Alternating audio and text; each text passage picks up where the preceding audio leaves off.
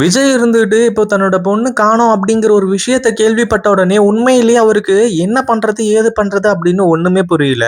அதுவும் இல்லாம மல்லியையும் கோவத்துல பயங்கரமான ஒரு கோவத்துல திட்டினாங்க. ஆனா அதே சமயத்துல எப்புட்றா நம்ம இப்போ இன்னும் கோவப்பட வைக்கிறது? அதுவும் இல்லாம விஜய் இன்னும் மல்லிய திட்டணும் அப்படிங்கிற மாரி சொல்லி இந்த ராஜேஸ்வரி எவ்வளோ பெரிய ஏற்பாடுலாம் பண்ணா அப்படிங்கிறத பார்த்தோம். அடுத்ததா இந்த கதிரேசனுக்கும் ஃபோன் பண்ணி இந்த மாரி வெண்பா காணோம் அப்படிங்கிற ஒரு விஷயத்த சொல்லிட்டாங்க. இந்த ஒரு விஷயத்தினால இப்போ அடுத்தடுத்து நம்ம விஜய்க்கும் மல்லிக்கும் மிகப்பெரிய பிரச்சனையா தான் வந்துகிட்டு இருக்கு. ஆனா அதே சமயத்துல இப்போ ஒரு சில விஷயங்கள்லாம் யாருமே யோசிக்காத அளவுக்கு நடந்துட்டு இருக்கு அப்படின்னே சொல்லலாம். ஏற்கனவே வெண்பாவோட அந்த வாட்ச் ஒழுங்கா இருந்திருந்துச்சு. அதாவது இந்த தீபிகாவுக்கு அந்த வாட்ச் மேட்டர் தெரியாம இருந்துச்சு அப்படின்னா வெண்பாவை இந்நேரத்துக்கு காப்பாத்திருக்கலாம். இப்போ வெண்பா கடத்தனவங்க கிட்ட இருந்தாலும் பிரச்சனையே கிடையாது. ஏன்னா கடத்தவங்கள புடிச்சு அடிச்சாங்க. அந்த ஒரு டைம்ல காப்பாத்திருக்கலாம். ஆனா இப்போ கடத்தனவங்க கிட்ட இருந்து தப்பிச்சு போய் கடைசியில ஒரு கும்பல் கிட்ட மாட்டிக்கிட்டாங்க. அந்த கும்பல் என்னடான்னா சின்ன குழந்தைகள் எல்லாமே கடத்தி பணத்துக்காக விக்கக்கூடிய ஒரு கும்பல். அந்த ஒரு இடத்துல மாட்டிக்கிட்டு அடுத்ததா இப்போ வெண்பா மயக்கமான ஒரு நிலைமையில இருக்காங்க. ஏன்னா ஒரு குடோன்ல கொண்டு போய் வச்சுட்டு அங்க அந்த இடம் யாருக்குமே தெரியக்கூடாது அப்படி இப்படிங்கிற மாதிரி சொல்லி அடுத்ததா இப்போ பக்காவா பாதுகாப்போட வச்சுக்கிட்டு இருக்காங்க. ஆனா எந்த எல்லைக்கும் போயும் நம்ம விஜயா இருந்தாலும் சரி மல்லியா இருந்தாலும் சரி வெண்பாவை காப்பாத்தி கூட்டிட்டு வருவாங்க அப்படிங்கிற ஒரு விஷயம் நமக்கு எல்லாருக்குமே நல்லாவே தெரிஞ்ச விஷயம். இப்பவும் பயங்கரமான எல்லை வரைக்கும் போக போறாங்க. அதுவும் இல்லாம கடைசியில நம்ம விஜய் இருந்துட்டு வெண்பாவை காப்பாத்துறது தான் உண்மையிலேயே சிறப்பான ஹைலைட்டா இருக்க போகுது. ஏன்னா இனிமே எல்லாமே முடிஞ்சது. அதுவும் இல்லாம இந்த வெண்பா மட்டும் காணாம போனவளாவே இருந்துட்டா அவ்வளவுதான், பிரச்சனையே கிடையாது. ஏன்னா வெண்பாவை நினைச்சு மல்லியும் விஜயும் பைத்தியம் ஆயிடுவாங்க, இல்ல செத்து போயிடுவாங்க. அப்படி இருக்கும்போது இந்த விஜயோட சொத்து மொத்தமே நமக்கு தான் அப்படிங்கிற மாதிரி சொல்லி இந்த ராஜேஸ்வரி அவ்வளவு பெரிய ஏற்பாடுகளை பண்ணிட்டு இருக்காங்க. அதாவது எப்படி போனா என்ன, அந்த வெண்பா இனிமே வரப்போறது கிடையாது. இதுக்கு முன்னாடி எப்படியோ காப்பாத்தி கூட்டிட்டு வந்தீங்க. ஆனா இப்போ கடத்திட்டு போயிருக்க கும்பல் கண்டிப்பா விட மாட்டாங்க. அந்த வெண்பா தப்பிக்கவே கூடாது அப்படிங்கிற மாதிரி சொல்லி இப்போ அவ்வளவு பெரிய விஷயத்த செஞ்சுக்கிட்டு இருக்காங்க. ஆனா அதே சமயத்துல இப்ப அடுத்தடுத்த விஷயங்கள்லாம் நம்ம விஜய் சீரியஸா பண்ணிட்டு இருக்காங்க. என்னதான் இந்த ராஜேஸ்வரி மனசுக்குள்ள பல ஆசைகளை வளர்த்து விட்டாலுமே கூட கடைசியில பல்ப் வாங்கிட்டு நிக்க போறாங்க அப்படிங்கிறதுல சந்தேகமே கிடையாது. அதே மாதிரி இப்போ விஜயும் மல்லியும் என்ன பண்றாங்க அப்படின்னா ஏற்கனவே ஒரு இடத்துல போய் விசாரிச்சாங்க. அதாவது நம்ம வெண்பா ஒரு இடத்துல இருந்து ஃபோன் பண்ணாங்க இல்லையா? அந்த ஒரு ஃபோன் நம்பர ட்ரேஸ் பண்ணி அங்க தேடி பார்த்தாங்க, கிடைக்கல. அக்கம் பக்கம் ஆட்டோக்காரர்கிட்ட எல்லார்கிட்டயும் விசாரிச்சுட்டு இருக்காங்க. ஆனா எங்கேயுமே யாருமே வெண்பாவ பார்த்த மாரி, பார்க்காத மாரி எந்த ஒரு விஷயத்தையும் சொல்றது கிடையாது. இல்ல எனக்கு தெரியாது, நான் பார்க்கல அப்படிங்கிற மாரி சொல்லி அந்த ஒரு விஷயத்த அப்படியே விட்டுறாங்க.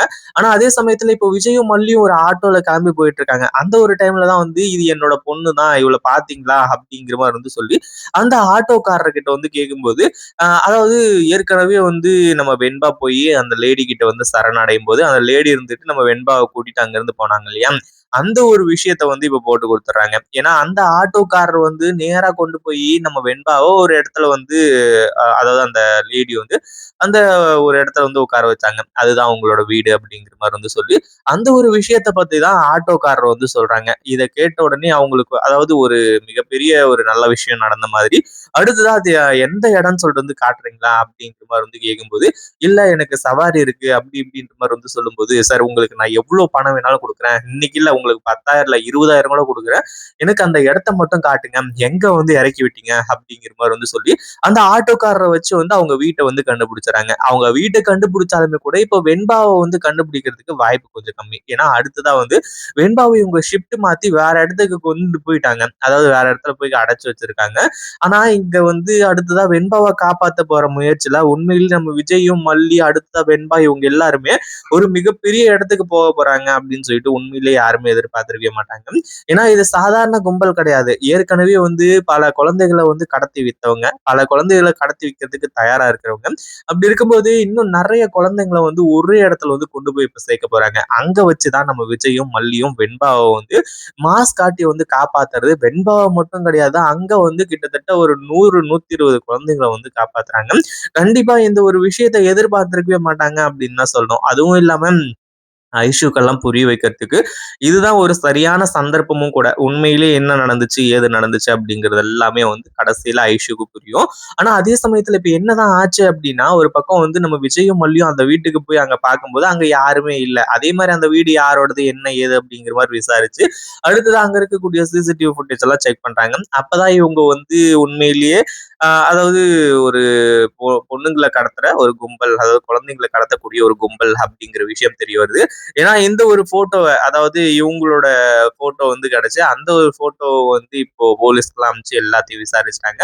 அதே மாரி இப்போ இவங்க தான் வந்து வெண்பாவ கடத்தி வச்சிருக்காங்க அப்படிங்கிற விஷயம் தெரிஞ்சு, கடைசியில வந்து அவங்க கடத்தி வச்சிருந்த அந்த இடத்துலயே வந்து மாஸ் என்ட்ரி குடுத்து, இப்போ விஜய் இருந்துட்டு அந்த லேடிய பிடிச்சு அடி அடின்னு அடிச்சு வெளுத்து கட்டுறாங்க. ஏன்னா ஏற்கனவே எந்த அளவுக்கு கோவமா இருக்கிறாங்க அப்படிங்கிறதெல்லாம் நமக்கு நல்லாவே தெரிஞ்ச விஷயம். பயங்கரமான ஒரு கோவத்துல தான் நம்ம விஜய் இருந்துட்டு இருக்காரு. தன் பொண்ணுக்கு எதுனா ஒண்ணு ஆச்சு அப்டின்னா, யாரு என்னன்னுலாம் பார்க்க மாட்டாங்க. என் மல்லிகை கூட வந்து சரியான ஒரு ரைடு இருக்கு அப்டின்னே சொல்லலாம். ஏன்னா, நம்ம மல்லியால தானே வந்து இவ்வளவும் ஆனது. என்னதான் வந்து அங்க அ அதாவது வெண்பாவ வந்து கூட்டிட்டு போணும் அப்டின்ற மாரி இருந்தாலுமே, அமைதியா இருந்திருந்தா பிரச்சனையே கிடையாது. அததான் வந்து விஜயும் சொன்னாரு. ஆனா, அதே சமயத்துல இப்போ நம்ம விஜய் அந்த ரவுடிகள் எல்லாமே அடிச்சு போட்டு, கடைசியில வந்து வெண்பாவையும் காப்பாத்துறாங்க. வெண்பாவ மட்டும் இல்ல, இன்னும் வந்து பல குழந்தைகள காப்பாத்தி உண்மையிலேயே இப்போ ஒரு ஹெட்லைன்ல வந்து நியூஸ்லயே வர ஆரம்பிச்சுறாங்க அப்படின்னு தான் சொல்லணும். உண்மையிலேயே இந்த ஒரு விஷயத்த யாருமே எதிர்பார்த்திருக்கவே மாட்டாங்க. எல்லாமே நல்லபடியா முடிஞ்சுது. வெண்பாவையும் அங்க இருந்து காப்பாத்தி கூட்டிட்டு வர போறாங்க. இத பத்தி நீங்க என்ன நினைக்கிறீங்க? இந்த வீடியோ பிடிச்சிருந்தா லைக் பண்ணுங்க, ஷேர் பண்ணுங்க. இப்பதான் நம்ம சேனலுக்கு ஃபர்ஸ்ட் டைம் வரீங்க அப்படின்னா, கீழ இருக்க சப்ஸ்கிரைப் பட்டன பிரஸ் பண்ணிக்கோங்க.